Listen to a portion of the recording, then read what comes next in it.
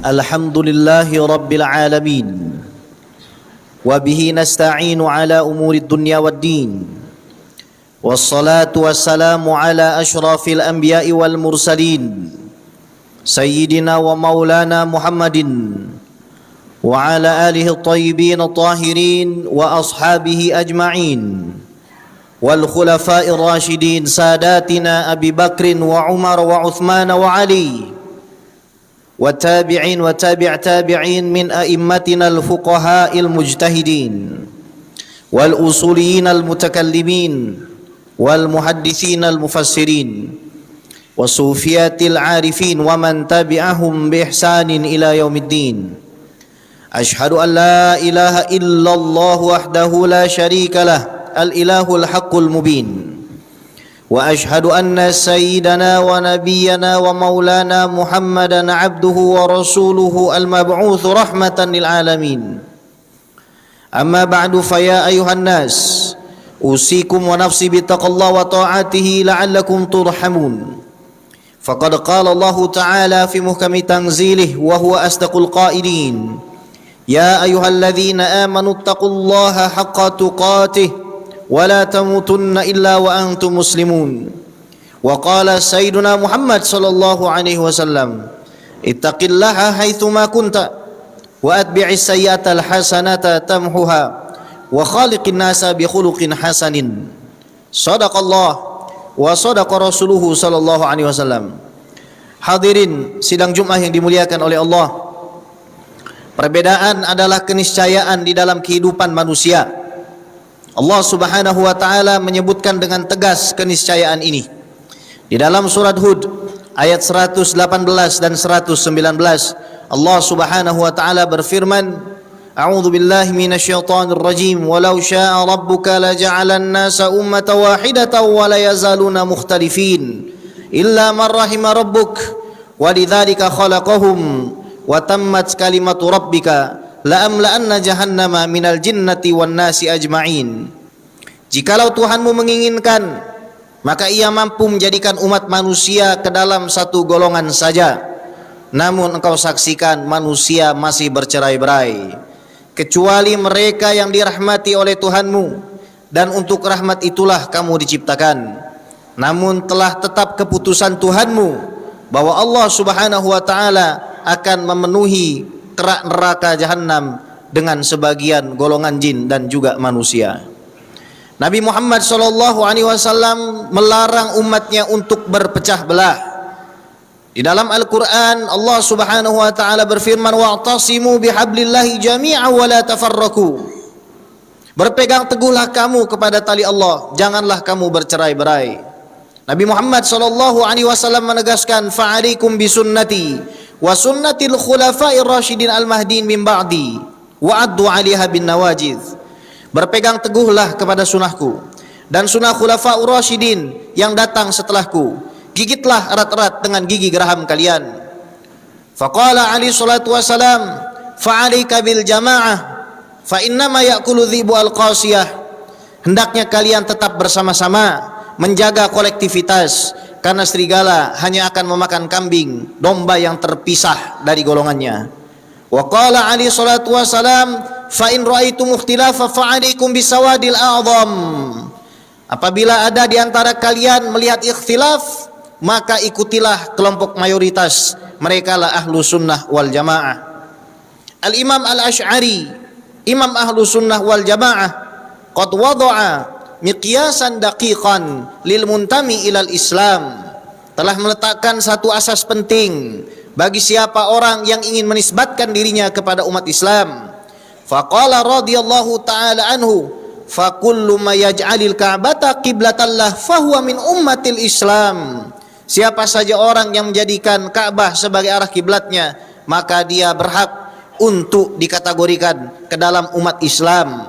Meskipun pernyataan ini membutuhkan tafsil dan perincian, akan tetapi Imam Asy'ari sebelum wafatnya mengatakan, ishhadu alayya bi anni la ukafiru ahadan min ahlil kiblah. Saksikan wahai murid-muridku bahwa aku tidak mengafirkan siapapun dari orang-orang yang menyembah Allah dengan menghadap ke arah kiblat.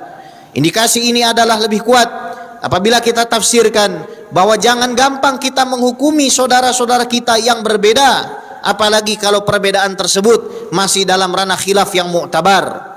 Khilaf di dalam agama ini dibagi menjadi dua. Ada khilaf yang diakui oleh agama, ada khilaf yang tidak diakui oleh agama. Khilaf yang diakui oleh agama adalah khilaf yang berdasarkan kaidah la yungkaru al-mukhtalafu fih walakin yungkaru al-mujma' alaih. Selama hal tersebut menjadi silang sengketa di antara ulama 4 madhab, ulama ahlu sunnah wal jamaah, maka jangan sampai ada yang saling mengingkari. Antara kunut dengan tidak kunut, menjaharkan basmalah, mensirkan amin dan lain sebagainya. Ini adalah isu-isu yang jangan sampai membuat kita berpecah belah. Maulid Nabi atau tidak, membaca rawi maulid atau tidak, jangan sampai hal-hal seperti ini justru menjauhkan kita dari petunjuk Nabi Muhammad sallallahu alaihi wasallam. Nabi Muhammad sallallahu alaihi wasallam sendiri yang menyatakan, man istaqbala qiblatana, kalau ada orang menghadap kiblat kami salatnya, wa shalla salatana, salatnya juga salat kami, wa akala dhabihatana, dan memakan sembelihan kami, fadzakal muslimul ladzi fi dhimmatillahi wa rasulih, maka orang tersebut adalah orang yang wajib untuk dijaga, wajib berada di dalam keselamatan karena ia berada di dalam jaminan Allah dan Rasulnya. Al-muslim 'alal muslim haram. Rasulullah sallallahu alaihi wasallam menegaskan kembali, orang Islam yang satu dengan orang Islam yang lain itu suci. Apanya? Damuhu, darahnya, maluhu, hartanya, wa irduh, dan juga kehormatannya. Namun kita saksikan di media sosial begitu murah harga kehormatan umat Rasulullah sallallahu alaihi wasallam. Saudara yang dimuliakan oleh Allah, di dalam Musnad Imam Ahmad ada satu riwayat dari Abu Musa al-Ash'ari, kakek daripada Imam al-Ash'ari, Imam ahlu sunnah wal jamaah. Beliau mengatakan, karena Rasulullah sallallahu alaihi wasallam, dulu Nabi Muhammad sallallahu alaihi wasallam, yuhadithuna, memberitahu kepada kami, anna baina yaday sa'a al-haraj, bahwa nanti dekat hari kiamat ada fenomena al-haraj. Qalu wa mal haraj ya Rasulullah? Apa yang dimaksud dengan al-haraj ya Rasulullah? Qala alaihi salatu wasalam, al-kadhib wal qatlu. Kata Nabi, yang dimaksud dengan haraj adalah kebohongan, hoax, tidak bersumber daripada ilmu yang benar, tidak bersumber daripada sanad yang benar, yang menjaga pemahaman umat ini selama lebih daripada 14 abad, dan juga pembunuhan. Maka para sahabat bertanya, aktsaru mimman naqtul ya Rasulullah? Apakah nanti itu lebih banyak dari yang kita perangi ya Rasulullah? Jawaban Nabi sungguh menyayat hati, dan itulah kenyataan yang dirasakan umat Islam berabad-abad lamanya, bahkan hingga saat ini.